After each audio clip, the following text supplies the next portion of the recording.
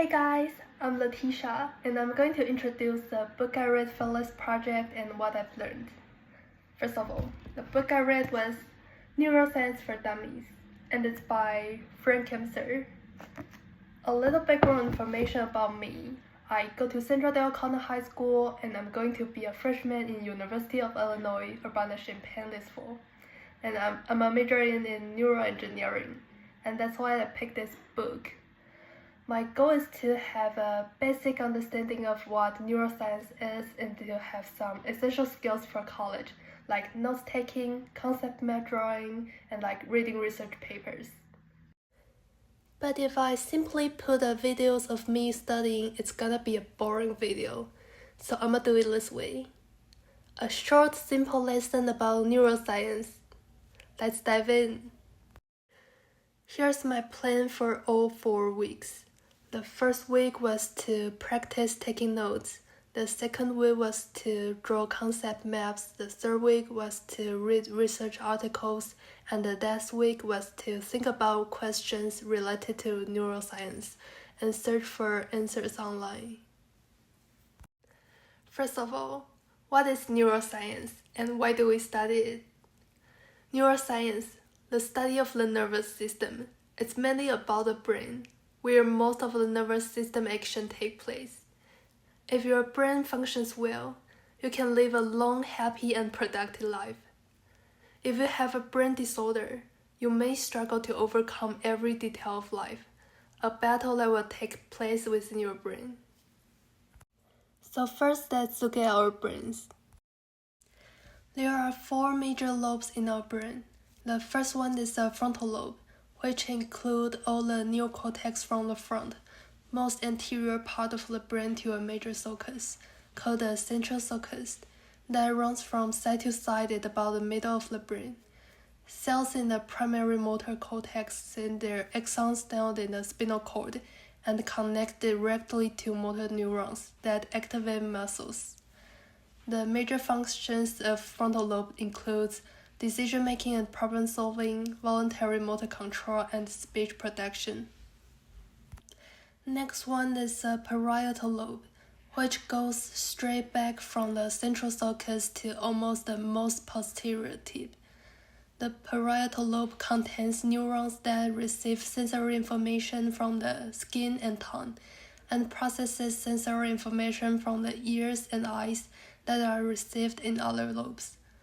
The major functions of the parietal lobe include processing sensory input like touch, temperature, and pain, and understanding numbers and their relationships.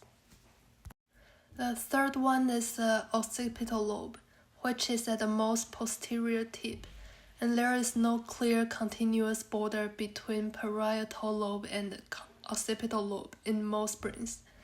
This area processes visual input that is sent to the brain via the thalamus. The major functions include visual processing, interpreting colors, shapes, and motion.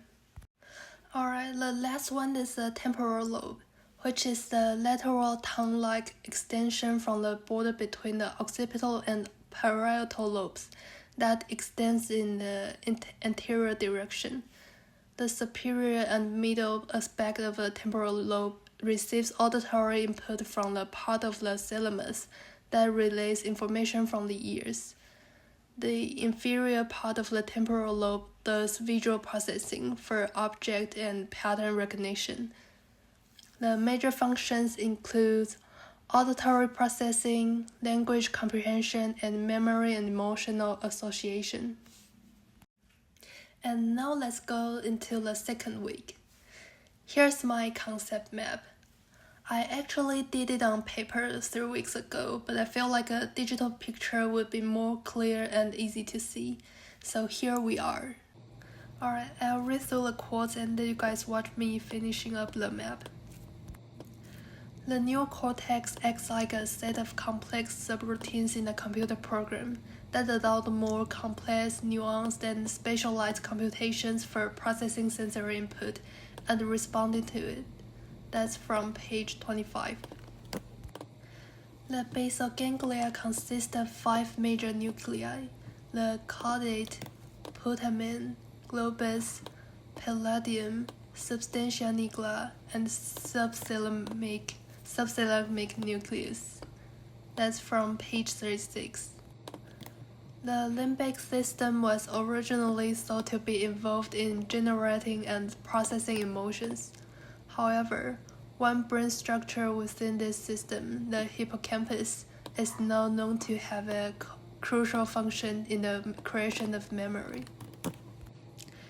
Just in front of the hippocampus is another memory structure that is primarily involved with emotional processing. The amygdala interacts with an area of the prefrontal cortex called the orbifrontal or ventromedial prefrontal cortex to generate and process the major emotions of anger, happiness, disgust, surprise, sadness, and particularly fear. Last but not least, the orbifrontal cortex. The amygdala and other structures of the limbic system interact with the part of the prefrontal cortex called orbifrontal cortex. This is the middle and inferior part of the ventromedial prefrontal cortex.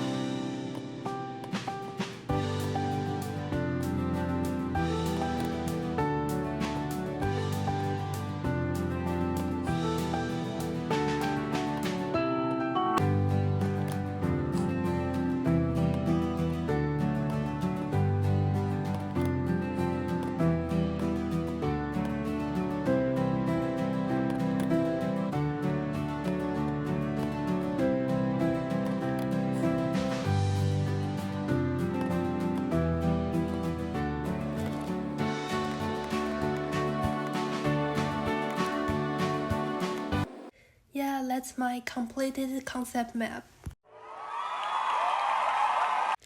Here comes our third and fourth week. So for the third week, I was randomly looking up neuroscience-related articles online. And the fourth week was to actually coming up with the questions and looking up answers online.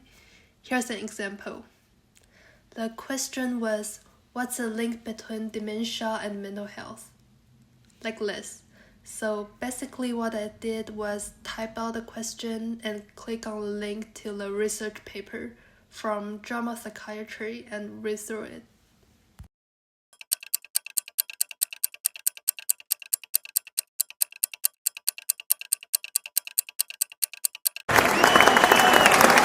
And now it's the time for our reflection part.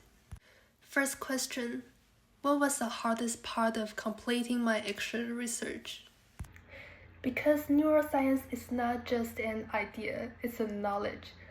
And there involves some comprehension or memorization throughout my project. And I think that's what makes it harder. And the second question, what was the best part of completing my action research?